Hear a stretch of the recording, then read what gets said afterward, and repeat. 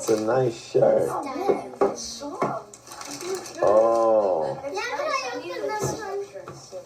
I want to open this one. Doodle-doo-doo. What do I need, like a different angle on this? So soft. Now, Tom, don't forget the larger presents. When you get older, the larger presents are... Sly Cooper! No way. You've got to be kidding. Larger presents are... What? Sly Cooper! Look at this. This is what I always wanted. Did you? Hey, thanks. And then we can get this Sly Cooper. It has three things on it. A heart with an arrow, an S, and a clover. See if I have an angle. Oh, yeah. That's my shirt. I needed That's Sly Cooper. You need a new shirt. Yeah, Sly Cooper and the Thievius Raccoonus. Dear Sly, it's really been 22 years, huh? I remember opening up your case, seeing that iconic black, white, and blue logo, and booting you up on my brand new PS2. And while opening this gift was technically the start of my love for video games, I feel like the real journey officially started once I saw and heard this.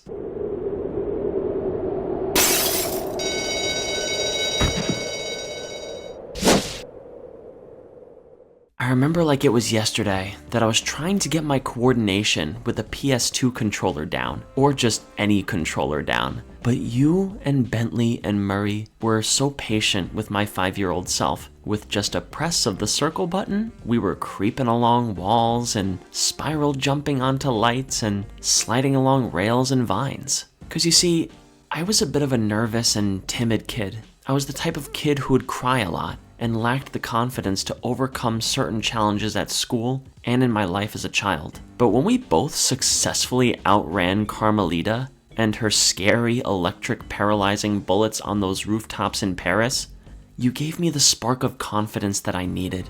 And seeing how chill and nonchalant you were after these hectic situations only elevated my self-belief further. But then I learned about your backstory as a character. An orphan kid who lost his parents trying to protect their most prized family heirloom, the Thievius Raccoonus. The Fiendish 5 taking away not just the book, but your family. While I felt sad listening to this, I was immediately inspired at your tenacity to get what's rightfully yours back after meeting your best buddies in crime, Bentley and Murray. I was daunted. The Fiendish 5 were my first encounters with actual menacing bosses, and not just them, but the journey to even get to them was harrowing to me. Oh nice, I only need 3 keys to get to Raleigh's blimp?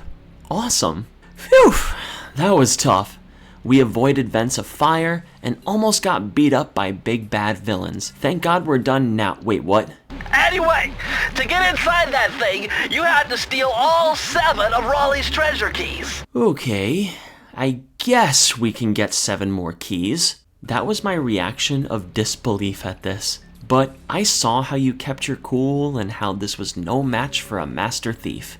And like any reluctant kid, I pulled up my bootstraps and we journeyed together to get those damned 7 keys in order to access Raleigh's blimp. And when we finally got there, I was so scared. My first boss battle with Raleigh was daunting because it was the first time that I had to accomplish something alone. It's just me and this menacing frog boss in a blimp. But I knew, we knew, that backing down wasn't an option. So, we ran for our lives away from this bouncing villainous frog, and we whacked the crap out of him with our family cane. Okay, cool. This isn't so bad. Wait, where'd the platforms go? Another challenge? Ugh, can't back down. Let's just run like we did and boom! Get whacked. Oh god, now we can't do that same strategy since the platforms have a time limit. Just keep running, keep jumping, and whack. Alright, now I'm starting to feel something. How am I adapting to changes on the fly in this boss battle? I've only ever known what to do if people tell me so. What is this feeling? Alright, anyway. Last quarter of Raleigh's health. And this mofo's last tactic is to do a spinning tongue attack? Alright, if I can just time this right. Jump, jump, jump, jump, Jump! Jump!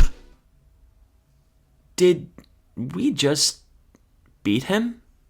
My eyes widened as we retrieved the first pages of the Thievius Raccoonus from one of the Fiendish 5, and I was sold on whatever this thing you call a video game was. And we would just rinse and repeat with each level, from changing whole gameplay mechanics and racing the thugs in Mesa City with Murray at the wheel, to getting all 7 keys to take the elevator up to the big bad mugshot. And at this point, I started to see a pattern with the Fiendish 5. Raleigh being a spoiled brat was one thing, but Mugshot being bullied as a young pup and wanting revenge on his bullies was something that kind of had me think a little more on what I thought about villains. And this happened again as we journeyed on to Haiti to face one of the most nightmarish video game villains of my childhood, Ms. Ruby. A young girl who was cast out for her voodoo powers and wanted revenge as well. And just as I started to doubt if what we were doing was right, you reassured me that it was still our responsibility to bring justice to not just our family and the Thievius Raccoonus, but to the world. On the verge of peeing my pants as we enter her lair, I feel myself coming back to that lack of confidence and strength that used to plague me. But then I just start jumping on platforms, and while still scared, I'll be honest, I just say, Ms. Ruby, let's dance!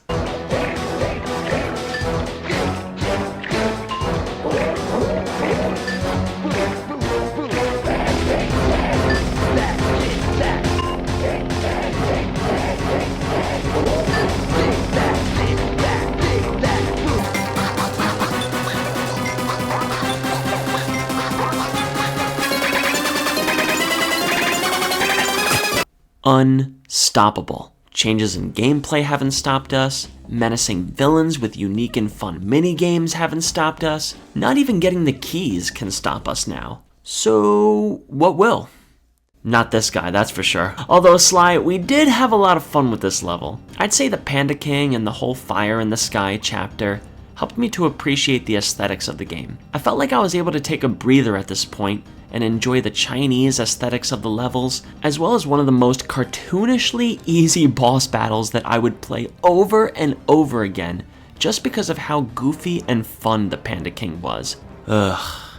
I mean, if this is the second to last chapter, is this as hard as it gets? I would be wrong. My last challenge with my first video game was right ahead, right at the end. Clockwork.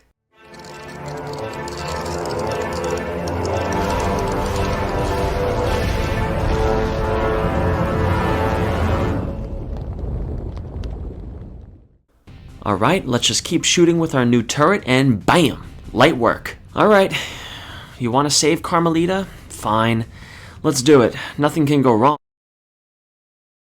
I'll be honest, in my overly emotional kid mind, this had no business making me as sad as it did. Something about you getting sleep gassed in this chamber and losing control over you, even for just a little bit, made me so sad. I really thought Sly died for some reason. Well, Sly, thanks for making me and Bentley put in that work on one of my first ever true minigame experiences in getting all the yellow boxes to hack into the gas mainframe. And you know, up until this point, I was so used to characters that were only one note. Villains that had no other attribute than the direction they twirled their mustache, or side characters that had only a single personality trait. But we were proved wrong when Carmelita helped us get our cane back, and would even offer us a 10-second head start once this was all said and done. And then came our final face-off, and my first final boss ever,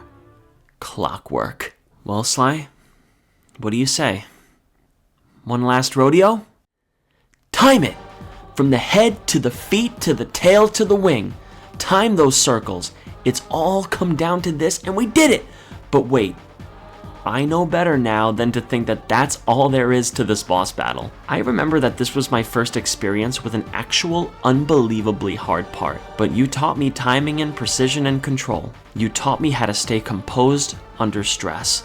And thank you, Sly. This journey has been surreal. From the moment I unwrapped you, I'm so glad you came into my life.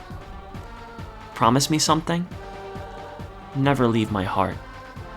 Never leave my imagination. You were the reason I began loving video games and all the stories they have to offer. And I promise in return that I'll never let go of my inner child. You're the one who inspired me to write video essays and never let go of my creativity. So what do you say we finish Clockwork? Once and for all. This feeling of emptiness, the fact that there's no journey left, made me feel accomplished yet sad. I had the Thievius Raccoonus in hand, yet I kinda wish I didn't. But this also taught me how to say goodbye, even just for a moment. All the fun we had, the struggles, the hardships, the runs from Carmelita. I didn't think this would all come back to me 20 plus years later, but here we are. Thanks for being patient with me, Sly. I'll never forget you. You'll always be my first character, my first inspiration, my first video game. I'll see you again someday. Sincerely, that same happy 5-year-old on Christmas morning.